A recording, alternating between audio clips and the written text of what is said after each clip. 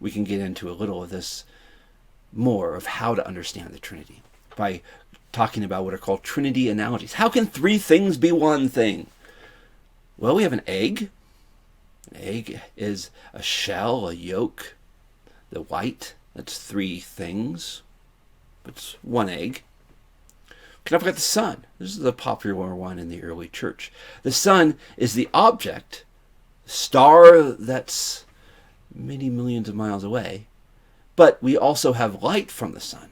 So we can see around us because we're not standing on the object. We're not being exposed directly to the object. But the object has an expression that allows us to see that we call light. It's not enough to be enlightened, however. We could see the world around us, but it would be very, very cold if we didn't also have the warmth of the sun. The warmth that comes from this object that's many miles away, that lights up, also warms us. And if you're sitting like me in Southern California, it can warm you up quite a bit. It can even burn you. The light can burn you. The warmth can burn you. All these things are ways we experience this object without necessarily being on the object, but that interact with us in overlapping ways. The light and the warmth aren't exactly the same, but they're all the sun. It's a pretty good one. The shamrock, of course, if you are any way attuned to early Irish versions of theology, especially by the legends of St. Patrick, he used the image of the shamrock, which has three leaves on it, and those leaves are one shamrock. We have the idea of a flower. A flower has a lot of different parts, but if you want to be reductionistic about it, we can talk about a flower having petals, pistil, stamen, different parts of a flower that make up its purpose. But one flower.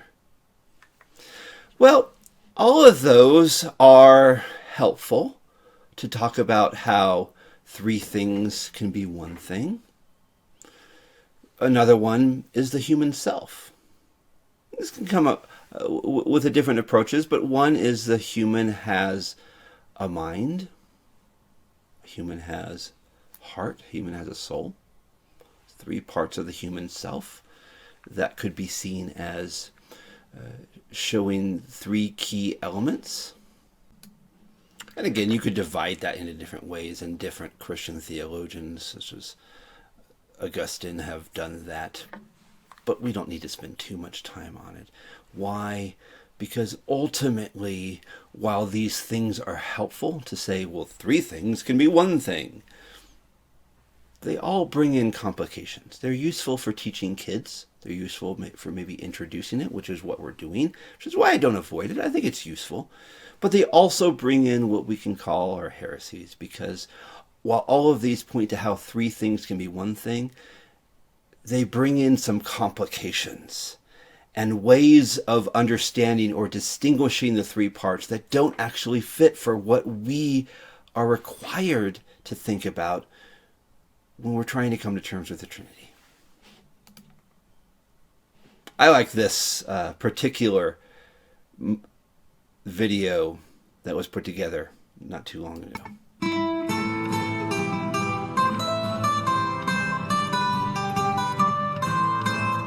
Okay, Patrick, tell us a bit more about this Trinity thing. Yeah, Patrick, tell us. But remember that we're simple people without your fancy education and books and learning, and we're hearing about all of this for the first time. So try to keep it simple, okay, Patrick? Yeah, real simple, Patrick. Sure, there are three persons of the Trinity, the Father, the Son, and Holy Spirit, yet there is only one God.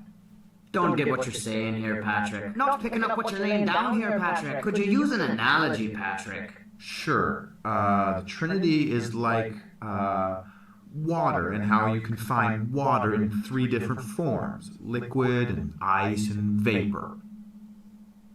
That's modalism, Patrick! What? Modalism, an ancient heresy confessed by teachers such as Noetus and Sibelius, which espouses that God is not three distinct persons, but that he merely reveals himself in three different forms. This heresy was clearly condemned in Canon 1 at the First Council of Constantinople in 381 AD, and those who confess it cannot rightly be considered a part of the Church Catholic.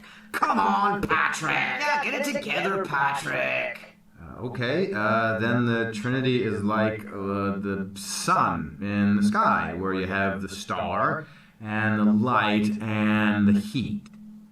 Oh, Patrick. Come on, Patrick. That's Arianism, Patrick. Arianism? Yes, Arianism, Patrick. A theology which states that Christ and the Holy Spirit are creations of the Father and not one in nature with him. Exactly like how heat and light are not the star itself, but are merely creations of the star. That's a bad analogy, Patrick. You're the worst, Patrick. All right, sorry. The Trinity is like this three-leaf clover here. I'm gonna stop you right there, Patrick. Yeah, hold your horses, Patrick. You're about to confess partialism. Partialism? Yes, partialism, a heresy which asserts that the Father, Son, and Holy Spirit are not distinct persons of the Godhead, but are different parts of God, each composing 1/3 of the divine. And who confesses the heresy of partialism? The first season of the cartoon program Voltron, where 5 robot lion cars merge together to form one giant robot samurai, obviously.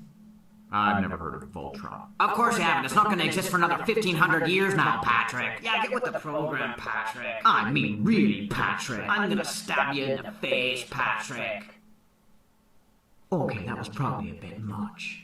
All right, I'll try again. The Trinity is like how the same man can be a husband and a father and an employer. Modalism again. All right, then it's like the 3 layers of an apple. Partialism revisited. Fine. The Trinity is a mystery which cannot be comprehended by human reason, but is understood only through faith and is best confessed in the words of the Athanasian Creed, which states that we worship one God in Trinity and Trinity in unity, neither confusing the persons nor dividing the substance, that we are compelled by the Christian truth to confess that each distinct person is God and Lord, and that the deity of the Father, the Son, and the Holy Spirit is one, equal in glory, co-equal in majesty. Well, why didn't you just say that, Patrick? Yeah, quit beating around the bush, Patrick. Now let's all put on some giant green foam hats, get riotously drunk, and vomit in the Chicago River to celebrate our conversion.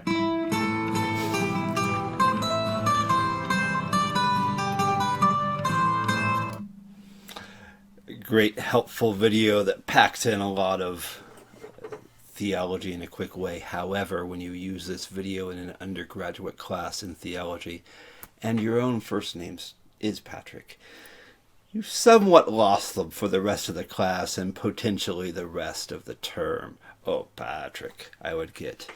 But it was a good bonding experience.